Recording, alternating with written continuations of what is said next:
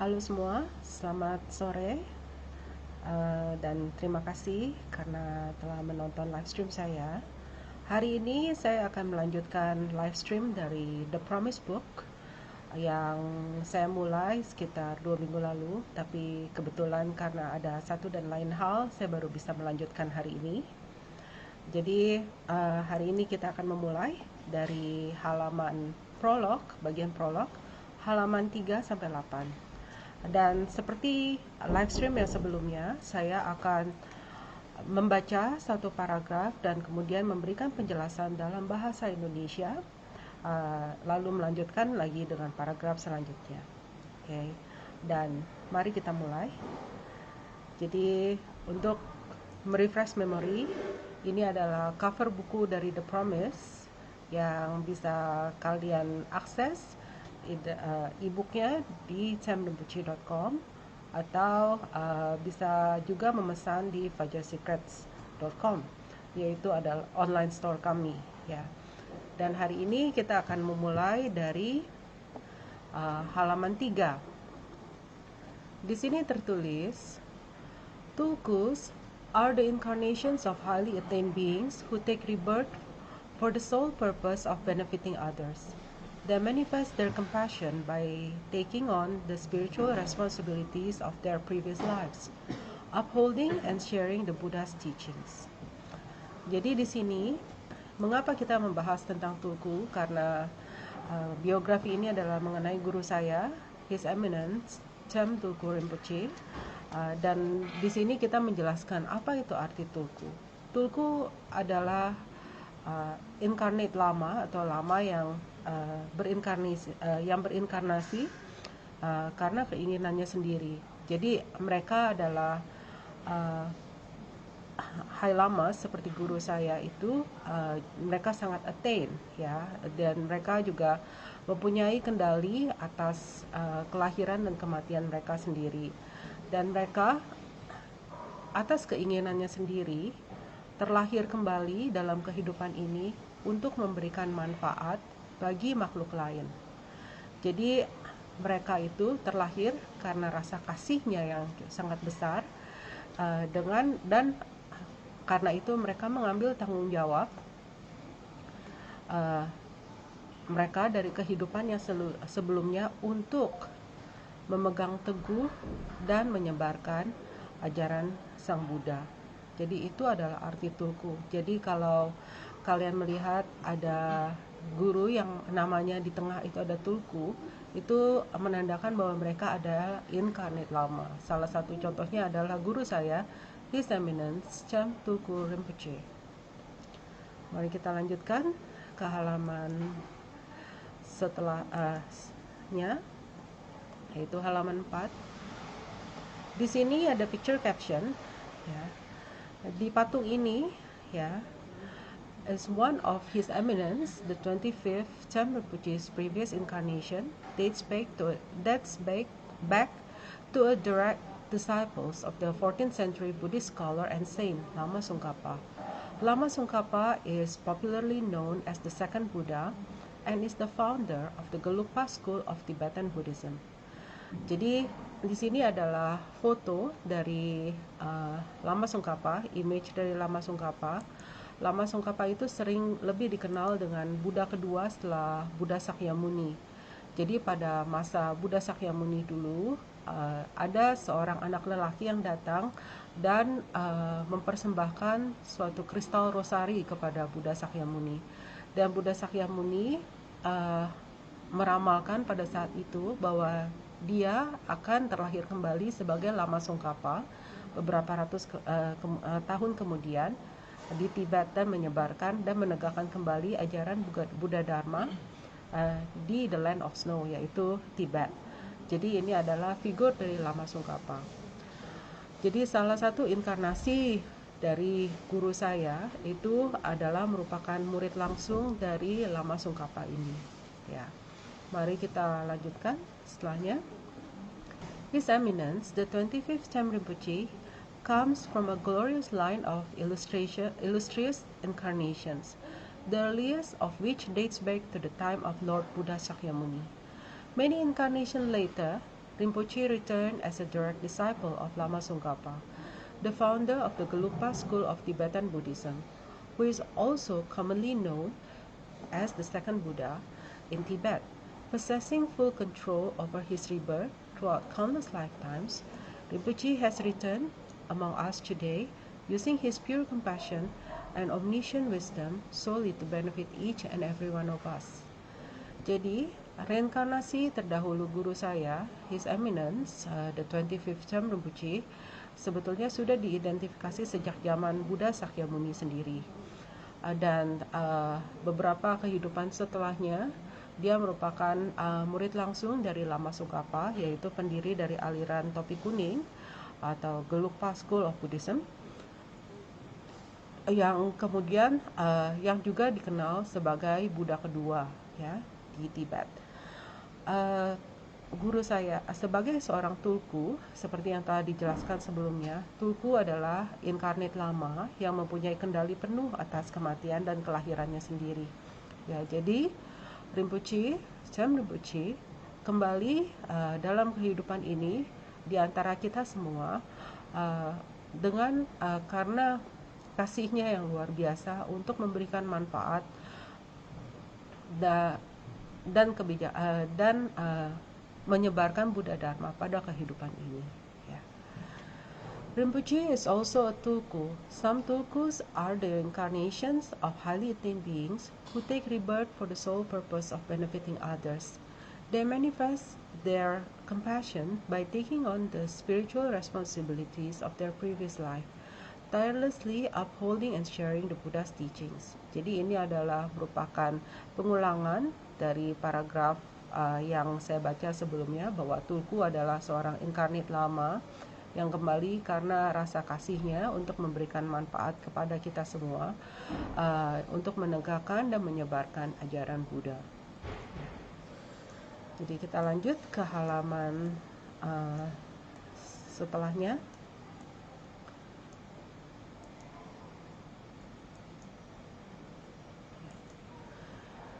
As tulkus have such an impactful role on the preservation and the growth of Buddhism, there are many stringent guidelines for the identification and recognition of tulkus in the Tibetan Buddhist tradition, all of which are verified by highly attained masters, including figures such as His Holiness the 14th Dalai Lama and the Dharma Protector Satrap and Dorje Shugden, to the officials oracles of the monasteries.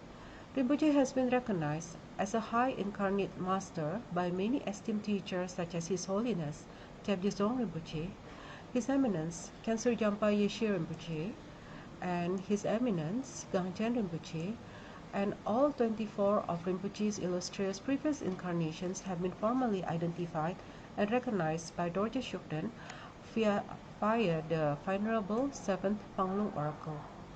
Jadi, bagaimana cara mengidentifikasi siapa yang merupakan inkarnate lama dan siapa yang bukan? Dan karena sistem ini, karena tulku itu diharapkan untuk memainkan peran yang cukup penting untuk memberikan manfaat bagi makhluk secara keseluruhan, maka ada proses yang cukup ekstensif yang tentu saja nanti kita akan bahas pada saat kita membahas mengenai recognition dari Cham Rinpoche. Jadi ada proses yang cukup intensif untuk mengidentifikasi siapa yang merupakan inkarnate lama dan siapa yang bukan. Dan biasanya ini juga melibatkan High Lama yang lain, seperti contohnya His Holiness the 14th Dalai Lama di sini, dan juga Dharma Protector seperti Setra dan Dorje Shugden juga diminta untuk memberikan petunjuknya melalui medium atau biasa kita sebut dengan oracle untuk menunjukkan dan memverifikasi siapa yang merupakan inkarnate lama di sini. Dan guru saya, His Eminence Cham Rinpoche, itu sendiri telah diidentifikasi sebagai inkarnate lama atau tulku oleh banyak high lama lainnya, seperti Kyabje Dzong Rinpoche yang merupakan guru utama dari guru saya, His Eminence Khyentse Jampa Yeshe Rinpoche, yang juga salah satu guru saya di Ganden Monastery, dan juga His Eminence Gangchen Rinpoche. Dan kebetulan di sini kenapa guru saya itu disebut His Eminence the 25th Cham Rinpoche, karena dia adalah reinkarnasi ke-25, dan 24 reinkarnasi sebelumnya telah diidentifikasi secara resmi oleh Dorje Shugden melalui mediumnya atau oracle, The Venerable Seven Panglung Oracle. Di sini Rinpoche's first recorded incarnation is Magadha Sangmo, a student of the historical Buddha Sakyamuni, whose contribution to the practice and growth of Buddhism was so significant that she is immortalized in the scriptures of all three Buddhist traditions, Theravada, Mahayana, dan Vajrayana. Ya. Jadi inkarnasi pertama Rinpoche yang diidentifikasi adalah Magadha Sangmo. Dia adalah salah satu murid dari Buddha Sakyamuni yang kontribusinya terhadap praktek dan pertumbuhan dan perkembangan Buddha Dharma itu sangat penting, sangat signifikan ya di sini, sehingga cerita mengenai beliau Magadha Sangmo ini itu direkod di berbagai sutra dari berbagai tradisi agama Buddha, baik itu adalah Theravada, Mahayana maupun Vajrayana. Di halaman selanjutnya kita bisa lihat ini adalah Guru Tri ya, Tangka Guru Tri, dan ini adalah penjelasannya. This Gelugpa refuge tree or merit field, which bears the signature of His Holiness the 14th Dalai Lama, depicts the deities and unbroken spiritual lineage of Dharma teachers, which stems from Buddha Sakyamuni himself. Jadi dalam agama Buddha, apapun yang diajarkan oleh guru kami harus mempunyai sumber, dan sumber ini biasanya berasal dari guru yang sebelumnya. Jadi sumber itu penting di sini, lineage. Itu sangat penting bagi kami karena itu membuktikan bahwa ajaran yang diberikan atau diturunkan kepada kita bukan ajaran yang dibuat-buat ya. Jadi ini adalah Gelugpa Refuge karena guru saya dan termasuk saya berasal dari aliran Gelugpa ya. Ini adalah refuge tree kami yang kebetulan tangka ini ada tanda tangan dari His Holiness the 14th Dalai Lama, yang juga mendepik dan juga menggambarkan Buddha dan juga spiritual lineage ya, asal muasal atau turun temurunnya dari guru kita ya, yang dimulai dari Buddha Sakyamuni sendiri. Lama Tsongkhapa 1357 and 1419. Jadi beliau lahir pada tahun 1357 dan meninggal pada tahun 1419. The founder of Gelugpa School is the central figure of this lineage. The main figure on the true right is Maitreya Buddha, who leads the lineage of compassionate activities, while the main figure on the true left is Manjushri, who leads the lineage of wisdom activities. This assembly of deities and gurus is used as the focus of meditation for Gelugpa practitioners. Jadi central figure dari gambar atau tangka ini adalah Lama Tsongkhapa sebagai pendiri aliran Gelugpa. Dan yang di sebelah kanan ya, atas itu ada Maitreya Buddha yang melambangkan bahwa beliau itu membawa kita semua kepada aktivitas yang penuh kasih ya. Sementara figur yang ada di sebelah kiri itu adalah Manjushri atau Buddha of Wisdom, Buddha kebijaksanaan, yang membawa lineage dari aktivitas yang penuh dengan kebijaksanaan.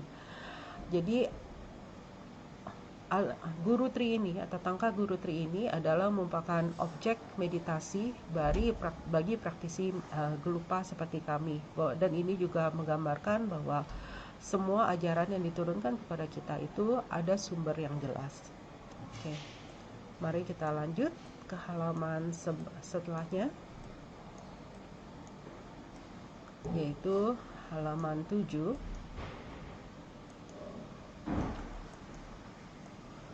The powerful spiritual imprints of His Eminence Cham Rinpoche are evident in his inspiring life story, which illustrates the unshakable and relentless pursuit of Dharma despite of all odds. Jadi, karena pada banyak kehidupan sebelumnya, itu His Eminence Cham Rinpoche itu sudah merupakan praktisi Dharma, ya, yang penuh kasih dan selalu ingin memberikan manfaat bagi makhluk secara keseluruhan.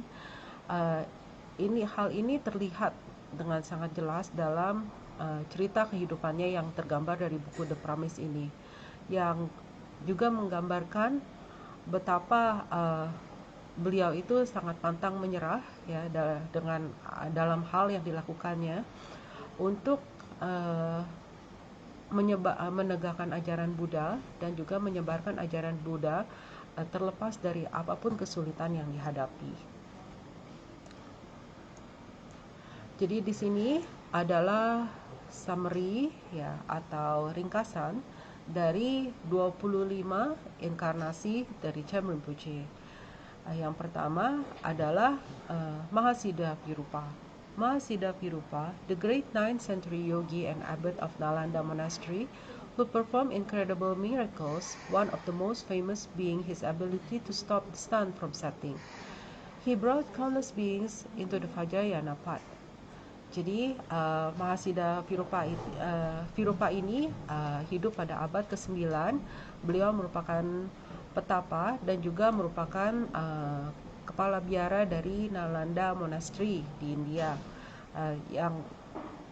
dan beliau juga dikenal karena melakukan banyak keajaiban-keajaiban, yang salah satunya yang paling terkenal adalah dia bisa mencegah matahari untuk terbenam, ya, dan juga karena keajaiban-keajaiban yang dilakukannya, dia banyak membawa banyak orang yang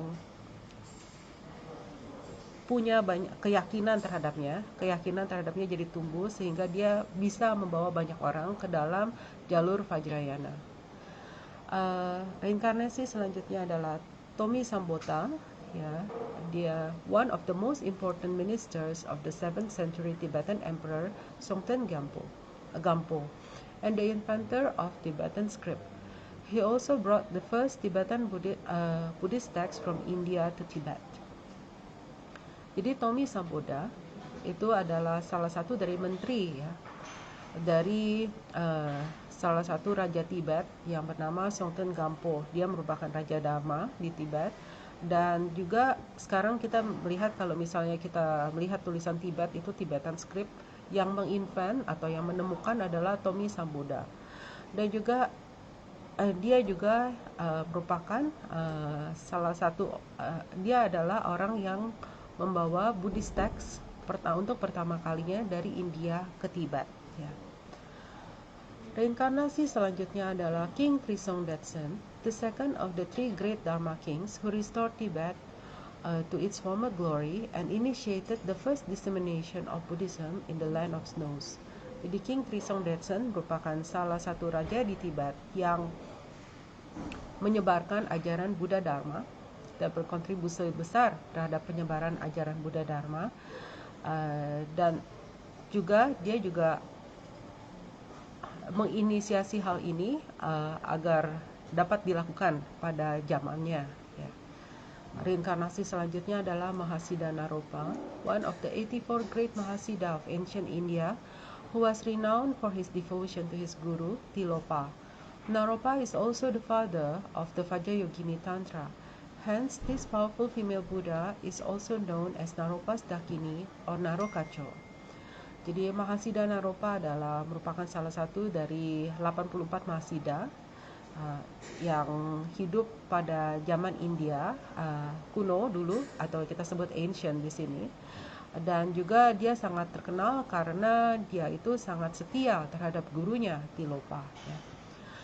Naropa juga dianggap sebagai ayah dari aliran Tantra Vajrayogini. Kalau kita bisa melihat itu ada Buddha yang bernama Vajrayogini, itu alirannya dianggap berasal dari Naropa, karena itu dia disebut sebagai the father of Vajrayogini Tantra.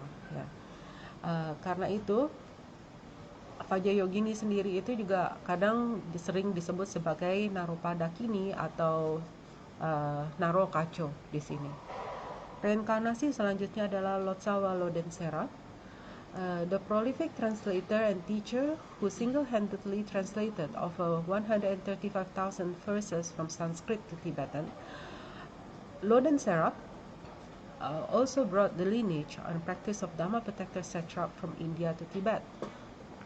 Jadi nanti cerita lebih lanjutnya kita akan bahas pada saat kita membahas reinkarnasi sebelumnya satu persatu.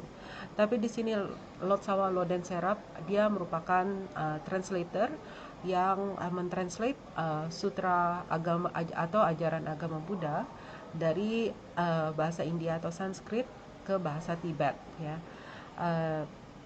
Dan juga Lodensera itu dikenal sebagai translator atau orang yang lama yang membawa Dharma Protector Satrap dari India ke Tibet. Reinkarnasi selanjutnya adalah Lotsawa, one of the most famous translators of an enlightened sorcerer who introduced and successfully spread the powerful Yamantaka Tantras throughout Tibet in the 11th century. Di sini, Lotsawa juga merupakan salah satu penerjemah terkenal di Tibet, dan dia juga yang membawa ajaran Yamantaka, atau kita kalau biasanya kalau di Vajrayana kita bisa melihat bahwa ada inisiasi atau aliran tantra dari Yamantaka. Itu yang membawa adalah Lotsawa, salah satu inkarnasi sebelumnya dari guru saya. Jadi dia memperkenalkan dan menyebarkan ajaran Yamantaka Tantra ini di Tibet pada abad ke-11. Oke. Jadi itu adalah beberapa reinkarnasi dari guru saya. Mari kita lanjut ke halaman selanjutnya dari summary. Reinkarnasi selanjutnya adalah Sakya Sri Badra, the famed Indian Pandit who was head of the incomparable Indian institution of Dharma learning, Vikramashila and Nalanda. He gave a wealth of sutra and tantra teachings in Tibet, including the 5 main texts of Buddhist philosophy. Jadi di sini Sakya Sri Badra merupakan guru atau guru di India, yang guru agama Buddha di India yang sangat terkenal, dan juga dia merupakan abot atau kepala bidara dari Vikramashila dan Nalanda. Jadi dua ini adalah illustrious monastery di India pada zaman India kuno dulu. Dan juga dia juga memberikan banyak ajaran sutra dan tantra di Tibet, termasuk 5 teks utama dari filosofi ajaran Buddha. Reinkarnasi selanjutnya adalah Buton Rinchen Drup di sini. The pioneer scholar and translator who completed the monumental task of compiling the Kangyur, or the spoken teachings of Lord Buddha, and Tangyur, the commentaries written by Buddha's spiritual heirs, which are the 2 principal references for all schools of Tibetan Buddhism today. Salah satu inkarnasi guru saya sebelumnya adalah Buton Rinchen Drup.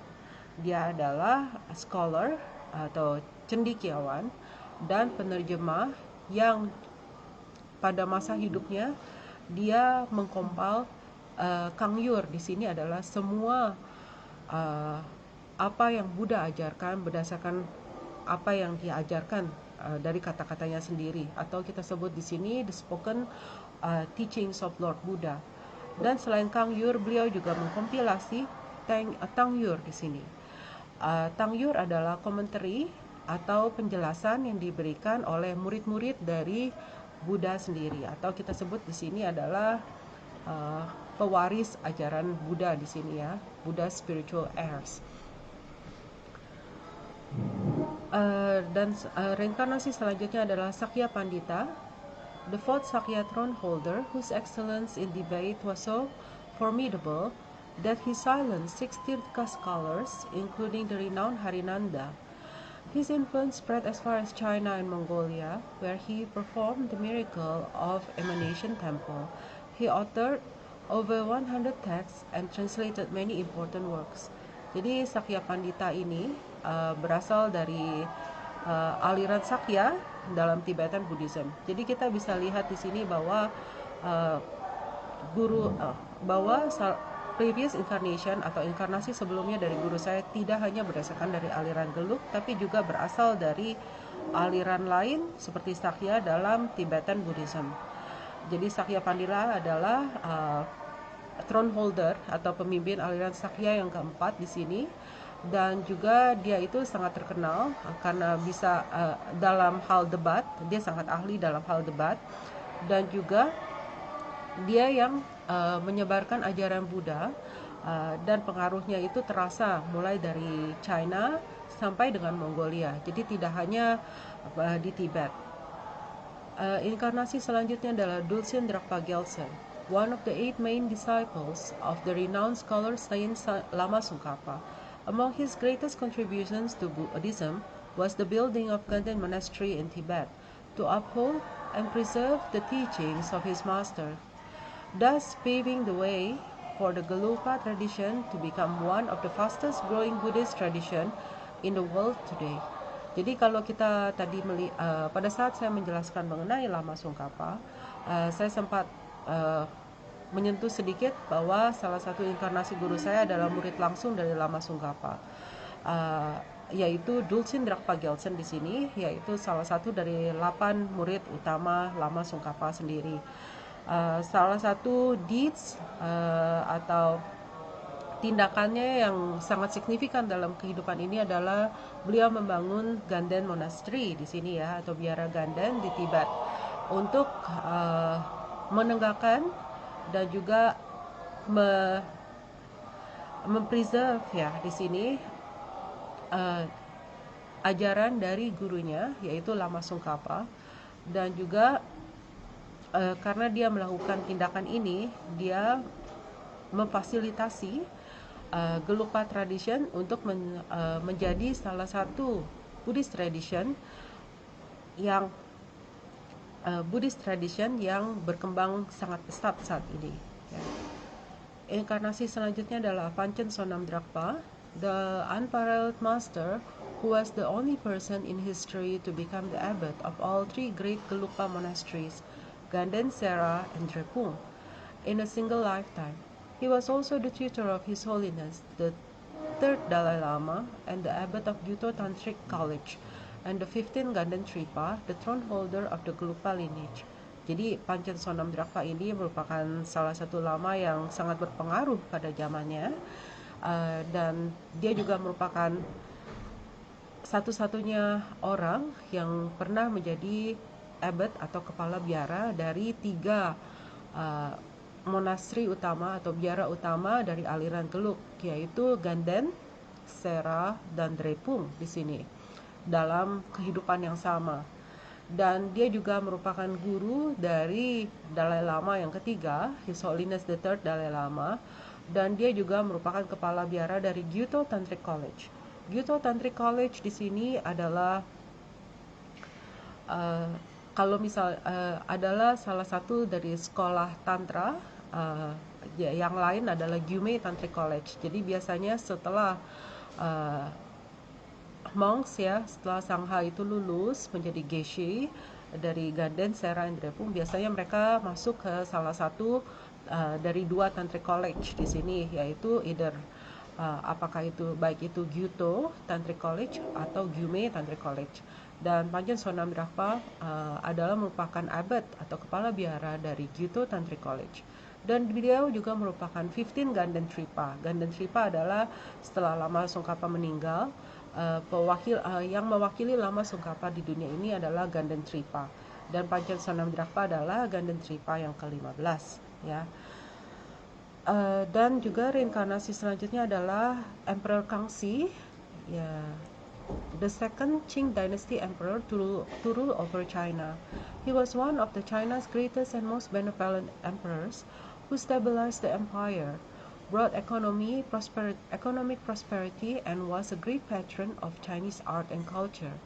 Jadi pada zaman Qing dynasty dulu, kaisar yang kedua adalah Kaisar Kangxi, dan beliau merupakan salah satu dari inkarnasi sebelumnya guru saya.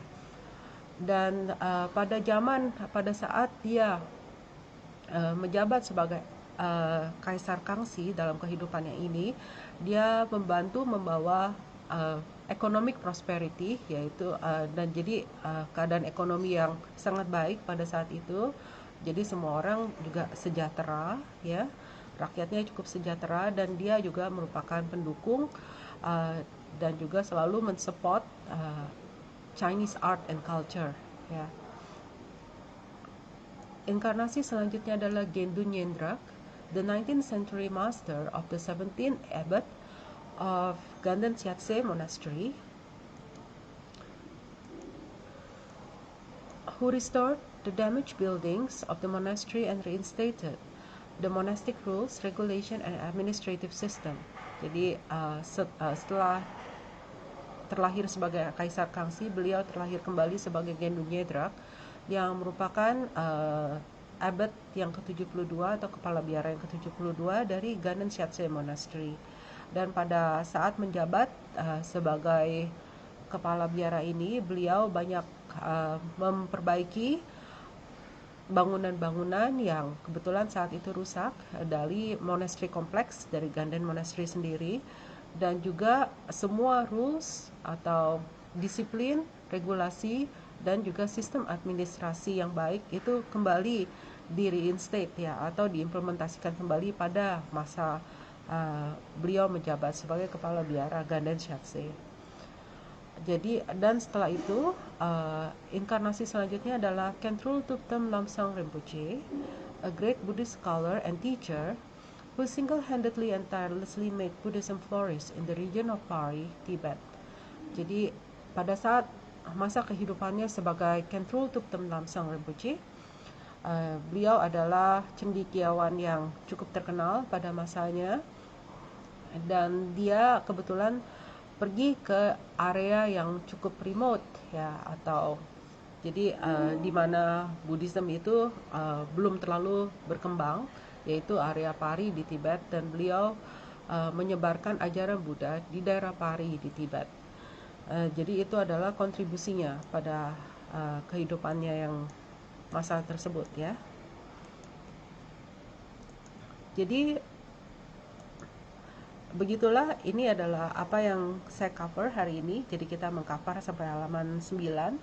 Pada live stream selanjutnya kita akan mengcover lagi halaman-halaman selanjutnya, dan kita akan mulai membahas kehidupan inkarnasi sebelumnya dari His Eminence the 25th Shem Rinpoche secara lebih detail. Dan juga mari saya akan mengakhiri live stream saya hari ini, dan terima kasih banyak karena telah mengikuti saya pada live stream ini, ya. Mari, dan sampai jumpa pada live stream selanjutnya. Terima kasih.